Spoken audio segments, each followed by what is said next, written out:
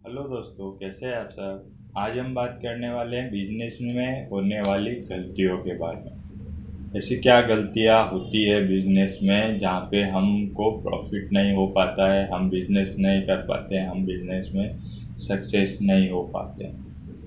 एक मतलब first point आपको बताऊं ना, तो वो होता है कि सारे काम अकेले करना। मतलब ये होता है कि कोई भी काम में लेबर नहीं रखना, और जो भी काम होए मैं कर दूंगा, मतलब नहीं होता। जब आप मार्केट में से एक लिमिट तक कमा रहे हैं तो आपको उस कमाई का आधा शेयर, आधा 50% आप जो काम कर रहे हो उसके मैनेजमेंट पे भी लगाओ, इन्वेस्ट करो उस पे भी, उसे प्रॉपर करो, उसे एकदम प्रिपेयर करो। सारे काम अकेले करने वाली गलती भूल मत करो। सेकंड जो कोई पॉइंट आता है वो होता है कि लगातार हम चीज़ों को अपडेट नहीं कर पाते हैं समय के हिसाब से। मारवाड़ी बिजनेस लोग जो है उनके लिए उनको तो स्पेशली मैं ये बताना चाहूँगा कि आप वो भ्रम बोलते हैं जो उसमें रह गए हैं कि आप दुकान लेके बैठे हैं और अपना दुकान चल रहा है, आप ऑनलाइन कोई चीज़ को वैल्यू नहीं दे रहे हैं, आप ऑनलाइन प्लेटफॉर्म पे अपना कोई एडवर्टाइजमेंट नहीं है, या आपका सेल आउट नहीं होता है, तो ये आपकी गलती है, ये आपकी लापरवाही भी है और ये आपका लॉस पॉइंट भी है। क्योंकि टाइम चेंज होता है और टाइम चेंज होता है तो वो डिमांड भी अपडेटेड ही लेता है। ये एकदम बिजनेस भी एक तरीके से देखा जाएगा मोबाइल के जैसा ही हो गया। समय आने पर जैसा हमको मोबाइल में अपडेट्स करने पड़ते हैं वैसा ही बिजनेस हो गया।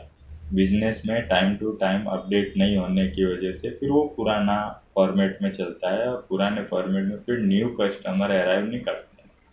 ये बात आपको ध्यान रखनी चाहिए। अपनी चीज़ों को लगातार आप अपडेट कीजिए, ऑनलाइन प्लेटफॉर्म पे सेल आउट कीजिए, ऑफलाइन पे भी ध्यान दीजिए। जो ऑफलाइन ऑफलाइन मतलब जो अपना काउंटर, सेल्स काउंटर हो गया, उस पर भी आप ध्यान दीजिए। थर्ड जो पॉइंट आता है वो आता है प्रॉफिट को दोबारा बिजनेस में ना लगाना। बिजनेस कैसे होता है, बिजनेस में कंटिन्यू एक प्रॉफिट लॉस की चैन चलते रहती है। प्रॉफिट हो तो भी बिजनेस में पेमेंट जाता है, और लॉस हो तो भी बिजनेस में पेमेंट फर्क पड़ता है, लेकिन वो मेंटेन नहीं कर पाते हैं बिजनेसमैन।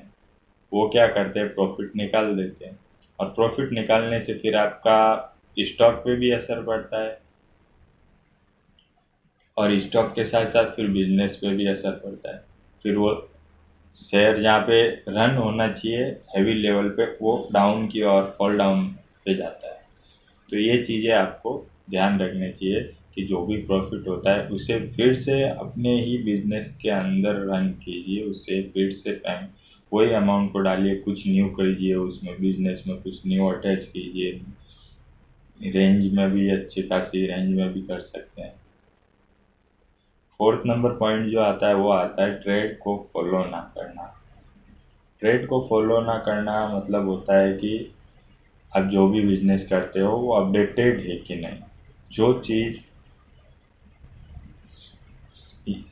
मार्केट में कस्टमर ले रहे हैं, कस्टमर कंज्यूमर यूज़ कर रहे हैं, तो वो उस यूज़ के राउंड की है या पुरानी किसी ज़माने की आप चीज़ लेके बैठे हो सेल आउट करने की।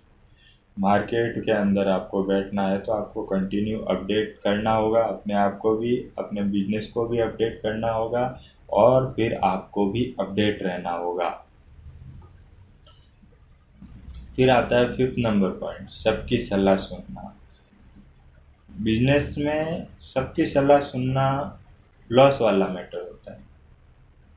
आप बिजनेस कर रहे हो तो आप अभी तक यहाँ पहुँचे हो तो आप अपने डिसीजन से पहुँचे हो, तो आगे आगे भी अगर आपको जाना है तो उसके लिए आपको आपके डिसीजन लेने होंगे, ना कि आपको ऐसे मैं ऐसे आदमी से या ऐसे किसी से राह ले जो खुद जॉब करता है और वो आपको बिजनेस की राय क्या देगा। इसीलिए हमेशा जो आपको अपने बिजनेस में आपके हिसाब से बेस्ट लगे उसे फॉलो अप कीजिए, उससे ट्रेंड कीजिए। फिर 6 नंबर जो पॉइंट आता है वो आता है सोचते रहना, एक्शन ना लेना। कुछ लोग होते हैं मैं ये करूँगा, मैं वो करूँगा, यूट्यूब पे वीडियोस भी देखते हैं कि मुझे ये करना है, मुझे वो करना है, मैं ऐसा कैसे करूँ यूट्यूब से। तो दोस्तों मैं आपको एक ही बात कहना चाहूँगा इसमें कि आप सोचने से नहीं होता है, आपको आगे आना है। जब मान लीजिए कोई भी चीज़ को आपको कुछ 10 पीस सेल आउट करना है तो वहाँ आप जाइए और एटलीस्ट 2 पीस सेल आउट कीजिए, next month 4 piece sell out कीजिए। लेकिन वो एक्शन लेना और आइडिया लेकर बैठ जाने में फ़र्क होएगा, वो डिसीजन होएगा, उसके रिजल्ट भी आपको मिलेंगे।